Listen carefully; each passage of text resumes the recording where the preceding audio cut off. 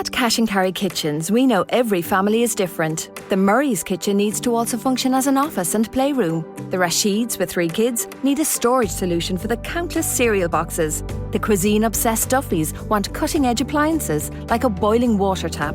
No matter what your family needs, we're here to guide you through the process of creating the perfect kitchen. Book a free design consultation today at cashandcarrykitchens.ie. Cash and Carry Kitchens, built by our family, tailored for yours.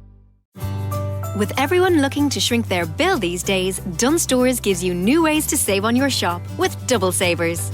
First, you'll save in the aisles when you fill your trolley with fantastic low prices across thousands of great products. Then, you'll save again at the till with our 10 off 50 grocery voucher. Shrink your bill with double savers, new from Dunnes Stores. Dunnes Stores, always better value. Terms and conditions apply. Voucher can be used on next grocery shop of €50 or more.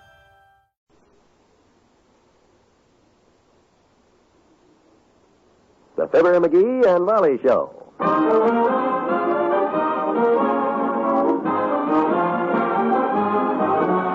Every weekday at this time, NBC brings you Fibber, McGee, and Molly transcribed. The show is written by Phil Leslie and directed by Max Hutton.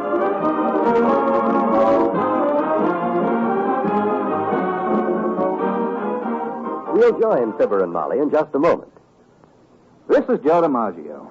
I don't mind telling you I'd rather face bases loaded and 2 men out than this microphone. But it's important for me to talk about what we must do in the fight against cancer. This disease is a pretty terrible business, and it's going to strike 1 in 5 of us. That's what the American Cancer Society says. I know it took the life of the great Babe Ruth, not to mention men and women from every other walk of life. The American Cancer Society says cancer can strike anyone. Okay, then it's up to all of us to strike back. It's up to you and me to support the research and education and service programs of the American Cancer Society. We've got to keep this fight going strong until cancer is finally controlled. I don't think I'm wrong when I call this disease man's cruelest enemy. Give generously to the American Cancer Society. Make a contribution today to cancer. Carry a local post office.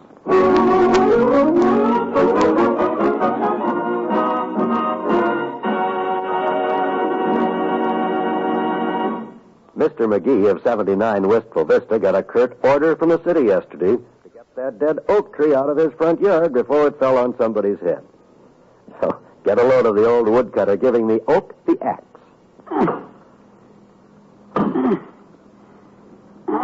How's it coming, McGee? Rough. This is real tough timber, Tootsie. Whoever classified oak as hardwood must have had this tree in mind. It'll make a mighty nice pile of firewood for us, though. We'll get a lot of pleasure out of this wood next winter. The only pleasure I want out of it right now is just to see this tall timber topple. Sit down on the steps a while and watch an old woodman work. I'd better catch the second show, dearie. The groceries just came and I want to get lunch started. Be careful with the axe now, sweetheart. Okay, I'll watch it.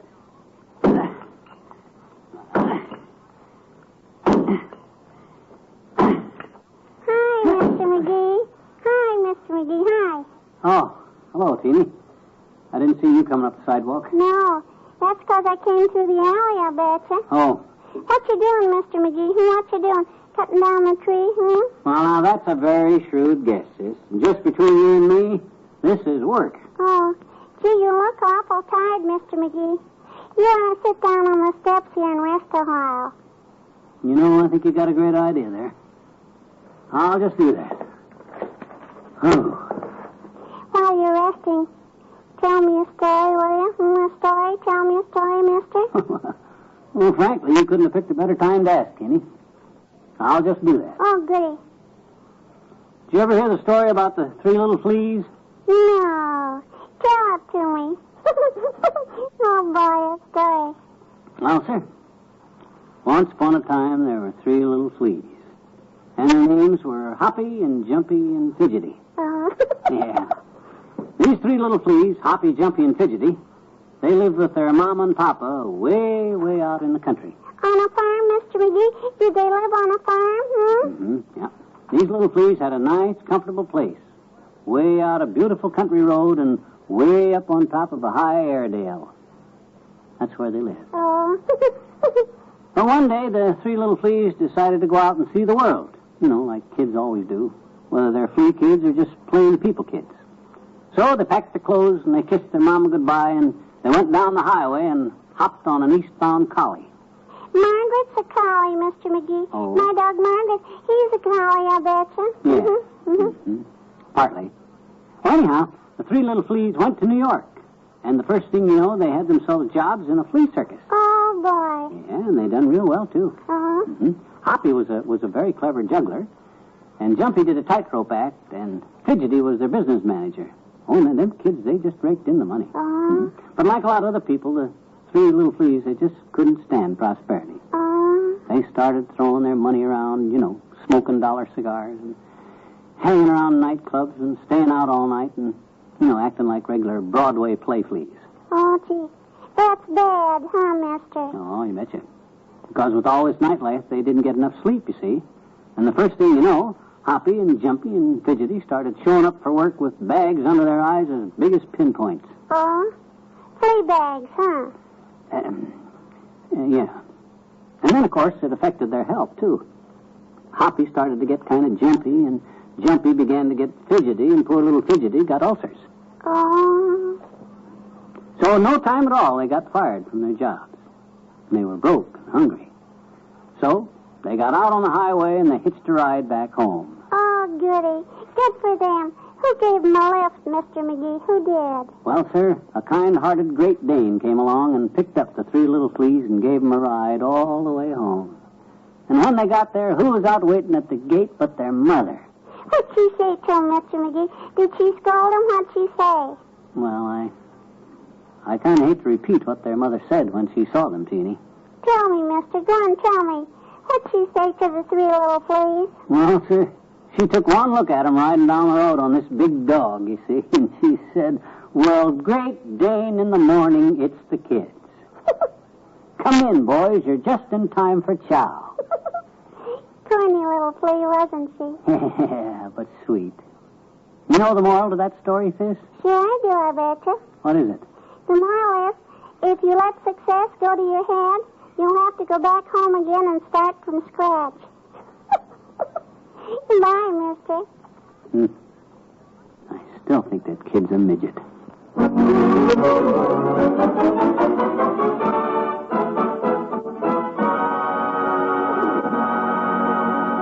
Back to Wistful Vista in a minute. If you're an average driver, you must have plenty of gripes about other drivers. One such gripe might be about drivers who insist on crossing intersections when they know they won't be able to get all the way across before the light changes. Because of jammed cars up ahead, these drivers are often left in the middle of the intersection, blocking cross traffic. When you're driving, be sure you can get safely across an intersection before starting, whether you have the light in your favor or not. Don't be an irresponsible driver. Assume your obligation as a motorist to other motorists and help eliminate driving habits that lead to inconvenience and even tragedy. A careful driver will also make periodic checks of brakes, headlights, rear and stop lights, tires, wheel alignment, exhaust system and muffler, windshield wipers, all glass, the horn, and the rearview mirror. That's quite a list. But ignoring any one of these safety features can mean a serious accident. When driving, be sure you can see, steer, and stop safely. And a safe driver knows and obeys all traffic laws.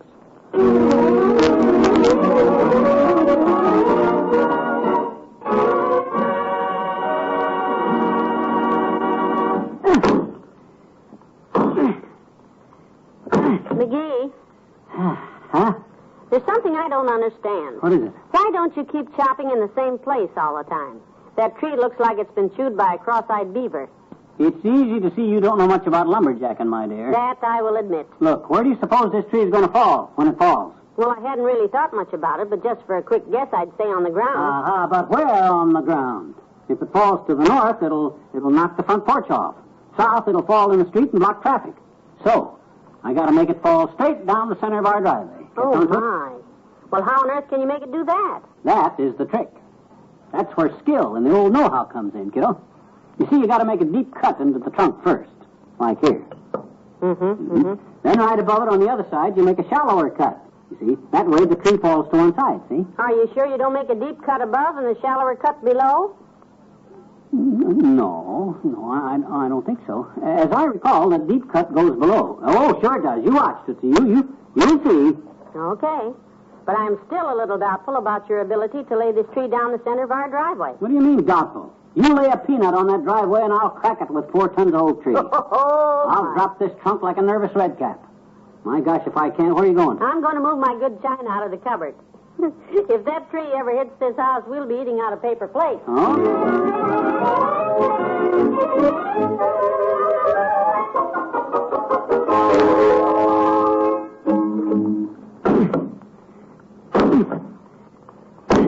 Better take it a little easy, McGee. That tree looks pretty wobbly to me now. Yeah.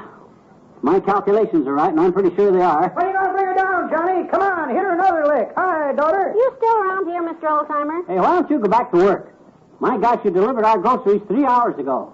What'd you come back for? Forget something? Nope. I ain't left yet. The next door attending with that Nelson boy. Oh? We've been watching Johnny here out the window, daughter. He picks up that axe like it had a cactus handle. Oh, yeah? Well, a fine couple of friends you guys are. Why didn't you and Les come over and give me a hand with this dad-ratted thing if all you got to do is sit there and spy on me? Oh, we couldn't do that, son. It wouldn't be ethical. Ethical? Why not? Well, you see, daughter, we got a bet on. Me and Lester. 50 cents. Yeah? Les is betting the tree falls across the power lines, and my $50 says it's going to knock your front porch off and go through the living room window. Huh? Don't be silly. It ain't going to do any such a thing. Bring her down, Johnny. Let's see who wins. It's about ready to go. Well, for your information, wise guy, neither one of you is going to win. I plan to drop this tree right down the middle of our driveway, and I can do it, too. Only one thing I'm not sure about it. What's that, son? Well, look. When you want a tree to fall a certain way, do you make a big cut under a small cut or a small cut under a big cut on what side? McGee, that tree looks awfully nervous. You better keep your eye on it. What was that question again, Johnny? I says... Look out, it's going over. Get the deck, kids. Look out. Timber!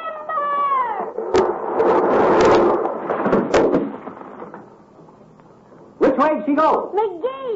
McGee, you did it. Huh? Felt like you said it would right down the driveway.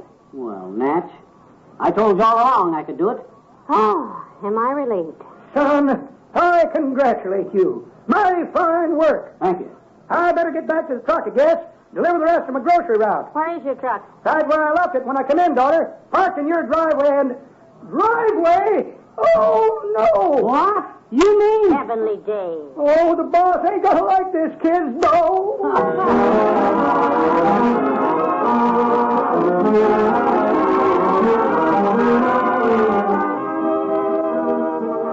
Fibber and Molly will be right back. Hello there, I'm Jay Stewart, your MC on It Pays to Be Married on NBC every weekday afternoon. On It Pays to Be Married, I interview real-life people like yourselves who tell us the stories of the problems in their married lives and how they solve them. Once in a while, we interview show business couples from Hollywood. Just a few weeks ago, we had a wonderful visit with Phil Harris and Alice Faye, who told us the problems of both husband and wife being in show business. Just a while back, Danny Thomas told a wonderful story of how his wife stood behind him during the early struggles in show business. A couple from Amarillo, Texas, told how through a misunderstanding, they separated and were almost divorced. Their 3-year-old daughter began losing her sight, and the need of the love of both parents at this critical time brought them together again. However, not all of our stories on It Pays to Be Married are serious. Some are humorous, some are wacky, and some are unusual. So join us each weekday afternoon on NBC, won't you? For laughs and tears and just plain good entertainment on It Pays to Be Married. Well,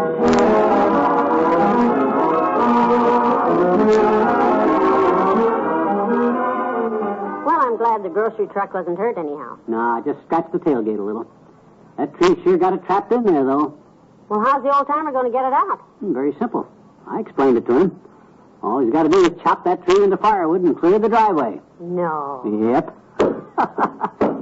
He's hard at it. Oh, dear. Good night. Good night, all.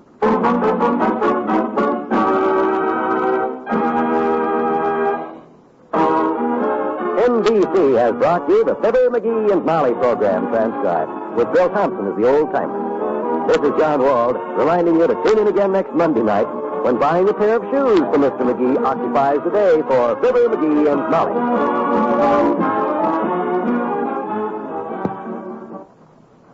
Follow the Senate committee hearings tonight on the NBC Radio Network.